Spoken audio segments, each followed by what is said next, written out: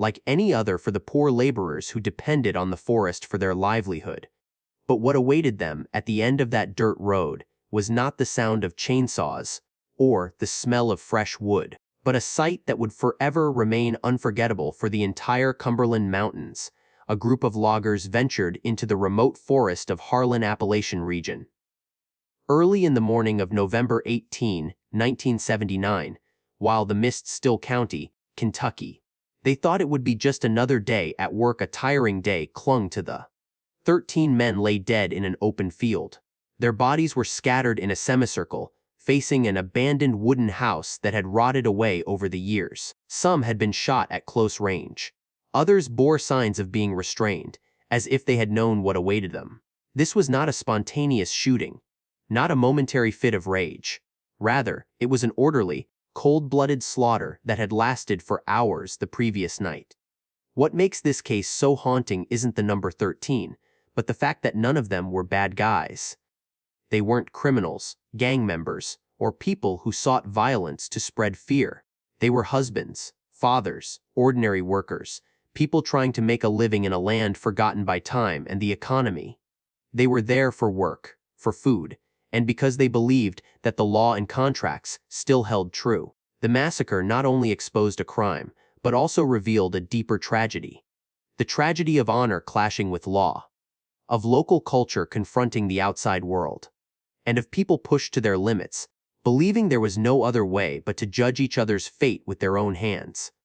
This is a story with no heroes, no victors, only a series of wrong choices, and the price paid is 13 lives that will never return home. To understand why 13 men died that night, one must understand the land where they lived. The Appalachian Mountains are more than just a mountain range on a map of the United States. For those born there, it is an entire enclosed world, where the forests and mountains both sustain and imprison people in isolation for generations. Harlan County lies in the southeastern corner of Kentucky, where narrow roads wind through steep mountain slopes, and many valleys are almost completely isolated from the rest of the country. By the late 1970s, the land was exhausted. The coal mines that had once supported thousands of families were closing one after another. The logging industry, the last pillar of the local economy, was also declining as forests dwindled and large corporations withdrew. Young people left their hometowns to find work in distant cities. Those who remained often did so not by choice, but because they had nowhere else to go. Life in Harlan is harsh in a quiet way. The roads are unpaved dirt roads. Telephone service is unreliable. The nearest hospital is over an hour's drive away. Law enforcement is so thin that it often fails to arrive in time when something happens. In these circumstances, people learn to rely on each other more than on the government. Family becomes the last bastion. Reputation, promises, and mutual respect are worth more than any legal document. In Appalachian society, land is believed to be more than just property. It's a heritage. It's connected to ancestral graves and the memories of generations who toiled and shed blood to cling to this land. Selling land or allowing outsiders to exploit is not simply an economic transaction. For many, it's an act of losing a part of their identity. Therefore, conflicts here rarely revolve solely around money. They touch upon self-respect, honor, and the question of who has the right to decide the fate of this land. In such a community, the law exists, but it is not always trusted. Many feel that the law was written for other places, for distant cities, where people do not understand life in the mountains. When disputes arise, they are often resolved through tacit agreements, community pressure, or invisible boundaries that everyone implicitly understands. But when those boundaries are crossed, when someone feels betrayed or deprived, the long-standing silence can quickly turn into violence. It was in this context that a seemingly ordinary logging contract became a spark, not only because of the value of the money paid, but because it directly clashed with the deepest beliefs of the people here. And when honor was weighed against the law, Harlan County took slow but steady steps toward a night of no return. James Wesley Collett wasn't born in Appalachia. He didn't grow up in isolated mountain ranges or in communities where everyone knew each other's pasts. Collett came from Bell County, Kentucky, but close enough to the outside world to believe that all problems could be solved with paperwork and the law. At 43, Collett had spent over 20 years working in the logging industry. He was once a true logger, accustomed to sweat, biting cold mornings, and long, exhausting workdays. Later, with experience and connections, Collett transitioned to brokerage. He stood between landowners and timber mills, negotiating contracts, calculating volume, price, and timeframes. For Collett, this work was not just a means of livelihood, but proof that he had risen through his own hard work. Those who worked with Collett described him as tough but fair. Not overly lenient, nor a con artist. A man who believed that once a contract was signed, once an agreement was reached, it had to be respected. In Collett's world, a signature carried moral value. A contract was not just a piece of paper, but a commitment between adults. When Collett arrived in Harlan County to negotiate logging rights, he didn't think he was stepping into dangerous territory. He saw poor families in need of money, valuable forests, a deal that, in his view, would benefit both sides. He believed he was doing the right thing, paying fairly, working legally, following proper procedures. But what Collett didn't realize, or didn't want to realize, was that he was imposing the logic of another world on a community governed by unspoken rules. In Appalachia, consensus mattered more than a signature. Family honor weighed more heavily than any legal clause, and a contract considered legally binding on paper could still be seen as a betrayal in people's hearts. When the first objections arose, Collett felt bewildered and angry. He had paid.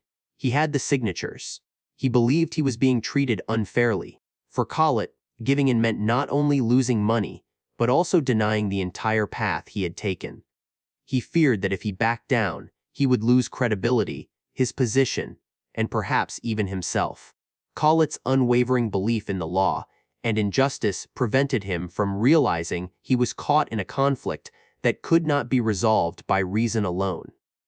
And when he decided to take another step, he didn't know it was the final step on a path of no return. Dalton Hensley was born and raised in Harlan County. His life was intertwined with the dirt roads, steep hillsides, and patches of forest his family had preserved for generations.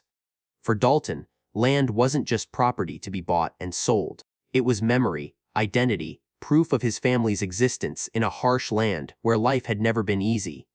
Dalton wasn't wealthy. He'd worked as a lumberjack, wielded chainsaws, and understood the true value of each hardwood tree. He knew how valuable forests were, and he also knew that once lost, they would never grow back. In Dalton's eyes, every land deal was a serious matter, because once the forest was destroyed, no contract could ever mend it. When Dalton learned that the logging agreement had been signed without the full consent of all family members, he felt betrayed, not just by outsiders, but by his own flesh and blood. For Dalton, it wasn't simply a misguided economic decision. It was a humiliation. It was the act of one person taking it upon himself to make decisions on behalf of the entire family. Honor in Appalachian culture is not an abstract concept. It is what keeps the community alive when there is no money, no power, and no outside protection. Dalton grew up believing that if a person doesn't protect their land, they have nothing left to protect. When he felt his family's honor was threatened, he saw no other choice but to stand up. Initially, Dalton just wanted to stop things. He argued, protested, and tried to get the contract reconsidered. But each time his voice was ignored, his frustration grew. He began to believe that the law wasn't on his side, that the papers signed somewhere far away understood nothing of life in the mountains, and that if he didn't act, the land would be taken right before his eyes. Fear gradually turned into anger. Anger turned into determination. Dalton didn't think he was preparing for violence. In his mind, he was preparing to defend. Defend his family. Defend his honor. Defend the only thing that made him feel he still had value in a world that was slowly abandoning people like him. But when a person begins to believe their purpose is absolutely righteous, all boundaries blur. Dalton no longer sees the people on the other side, only the threat. And in that moment, the path to tragedy opened, slowly but irreversibly. After the initial arguments, neither of them really wanted to stop. Both James Collett and Dalton Hensley believed they were being pushed into a corner. And when people feel they have no way out, they rarely make wise decisions. Collett returned with the belief that the law was on his side. He had the contract. He had paid. He had invested in manpower and equipment. For him, withdrawing would not only be a financial loss, but also the collapse of his entire professional reputation. Collett began to see Dalton's objections not as disagreements, but as a direct challenge. An action that, if he did not respond, would set a dangerous precedent for his future in the industry. On the other side, Dalton also saw no room for compromise. Each time Collett attempted to approach the land, in Dalton's eyes it was a new invasion. An affirmation that his voice was worthless. That his family could be ignored, as long as the paperwork was in order. This belief was so deeply ingrained that Dalton began to view every action of Collett as deliberate provocation. As the trucks appeared on the road leading into the forest, tension instantly erupted. Dalton blocked the way. Words turned sharp. It was no longer a debate, but a confrontation. A warning shot rang out in the cold mountain air, not intended to kill anyone, but enough to break the last remaining line. From that moment, violence was on the table, though no one acknowledged it. Law enforcement arrived, but only enough to document the incident. To them, it was a complex civil dispute. To Dalton, it was proof that no one was truly protecting him. To Collett, it was a sign that he would have to fend for himself if he wanted to continue. Both sides left feeling abandoned. In the days that followed, things became more subtle but dangerous. Equipment was vandalized.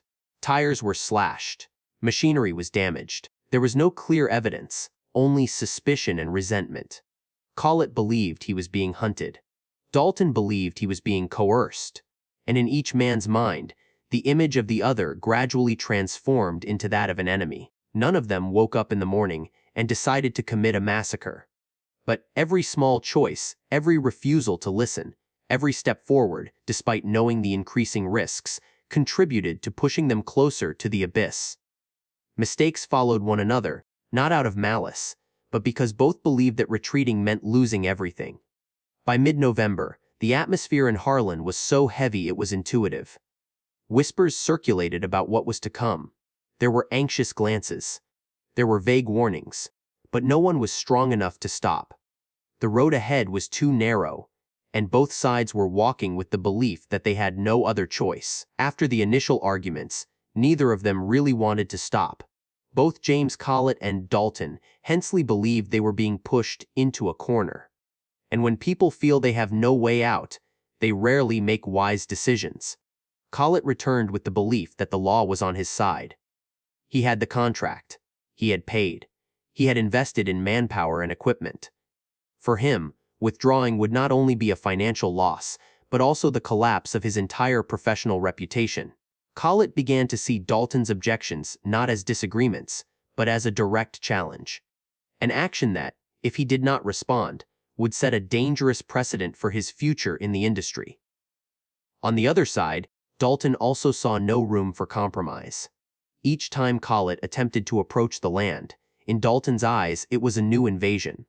An affirmation that his voice was worthless.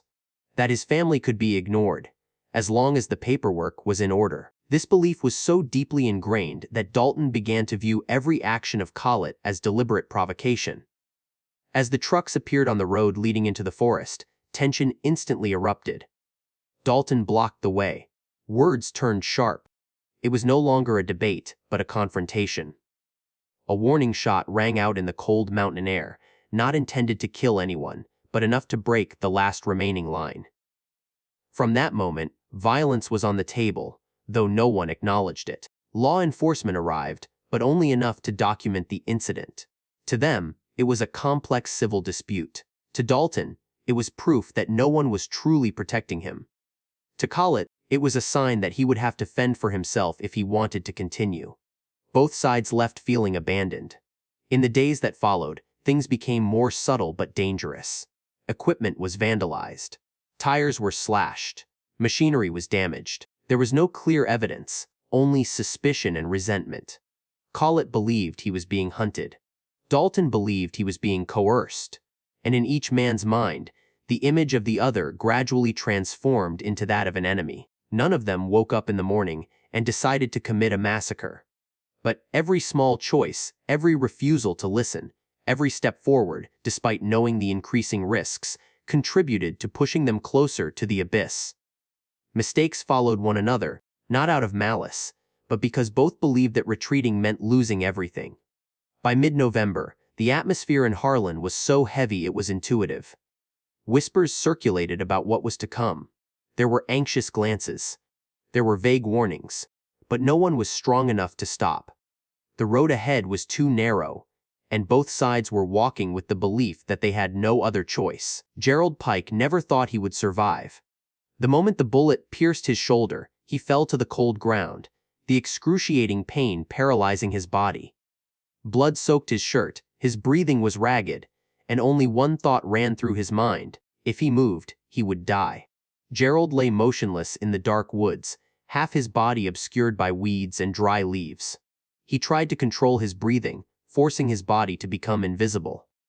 Gunfire still echoed around him, but each sound now seemed alien, as if he had been separated from the world of the living. He heard groans, desperate calls of names, very human sounds fading away in the cold night. Then the gunfire subsided. Gerald heard footsteps approaching. Slow, heavy.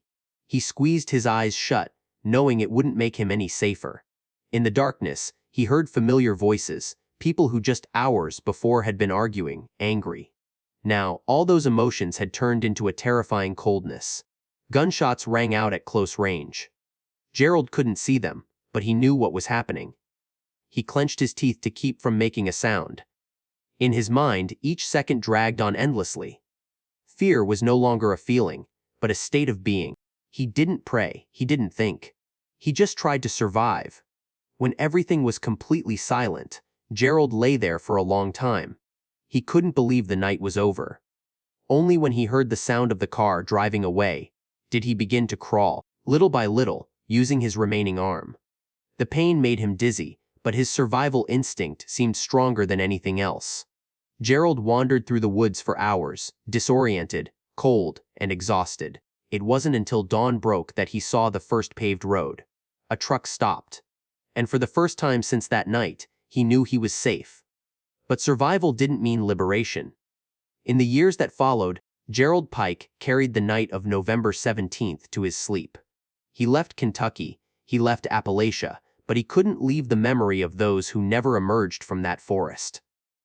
For Gerald, survival wasn't a gift, but a burden he would carry for the rest of his life. As the morning light filtered through the dense canopy of the Appalachian forest, the scene of the massacre gradually unfolded in a terrifying silence. Bodies lay scattered across the clearing, amidst mud and decaying leaves.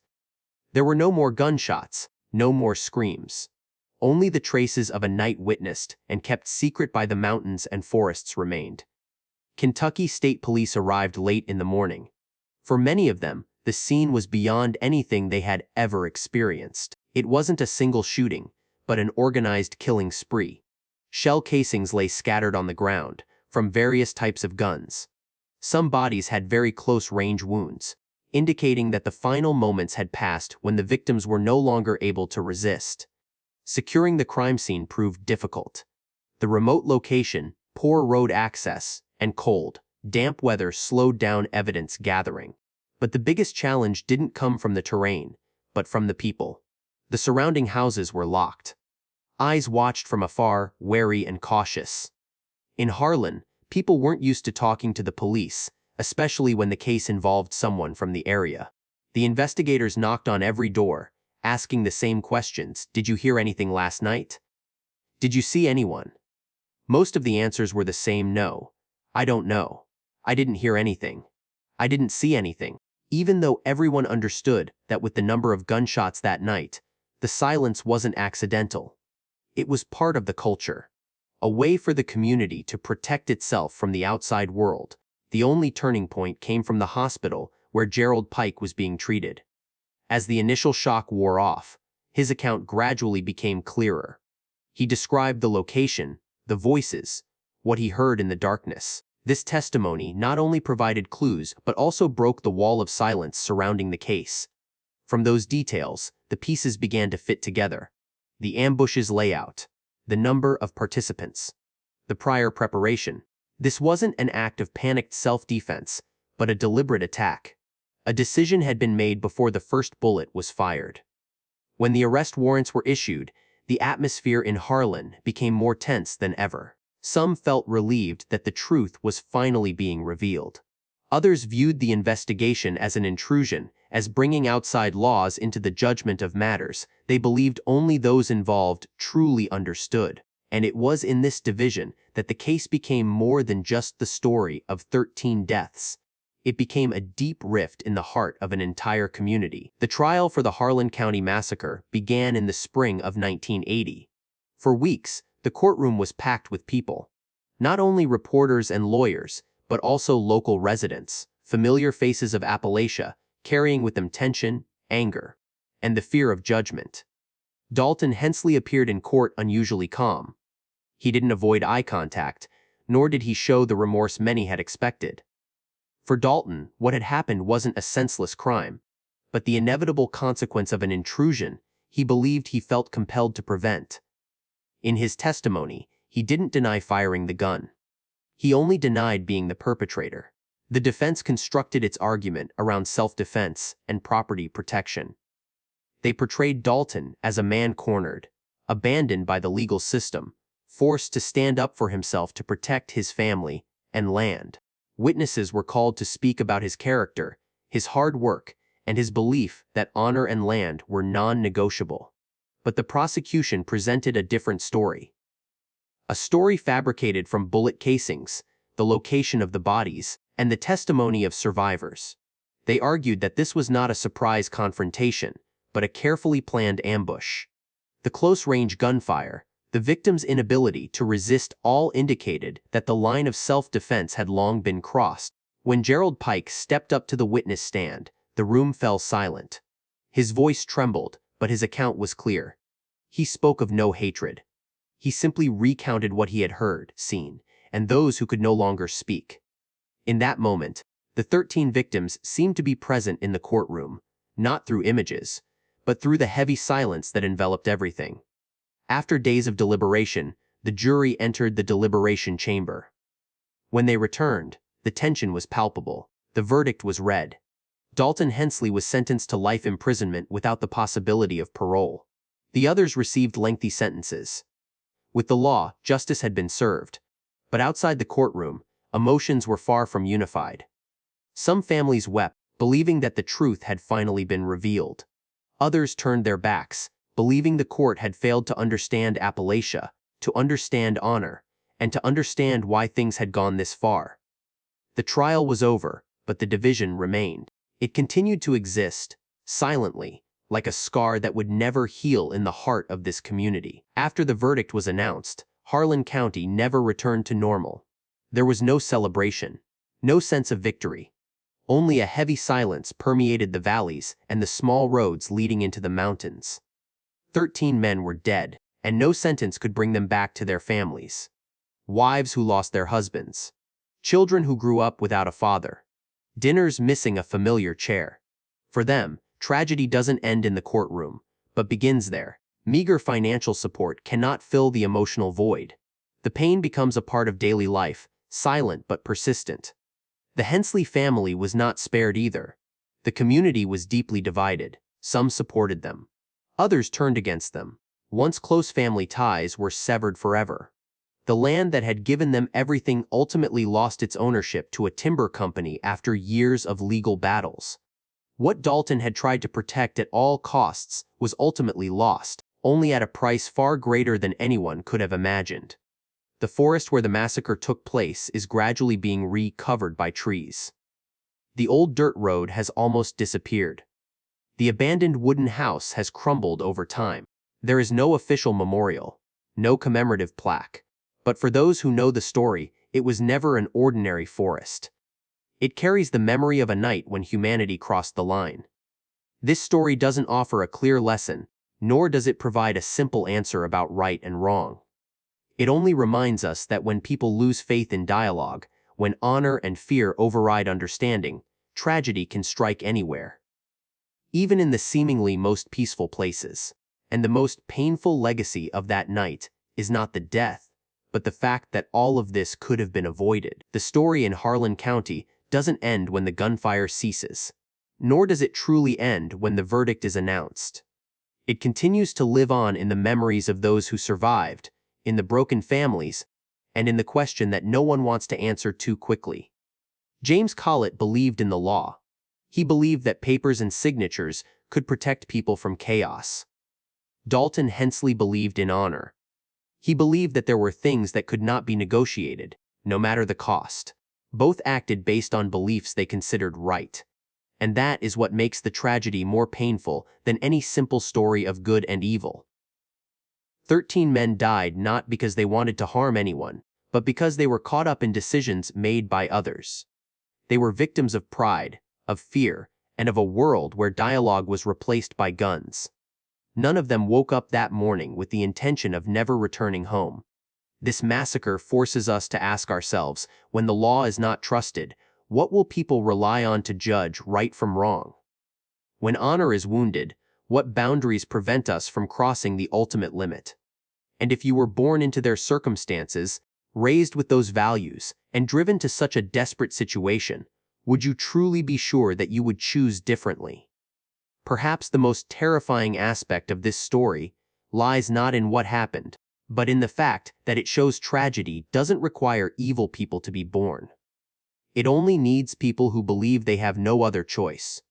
And that is the question that still hangs in the air, not only in the Appalachian Mountains, but wherever people feel pushed to the very limits of their endurance.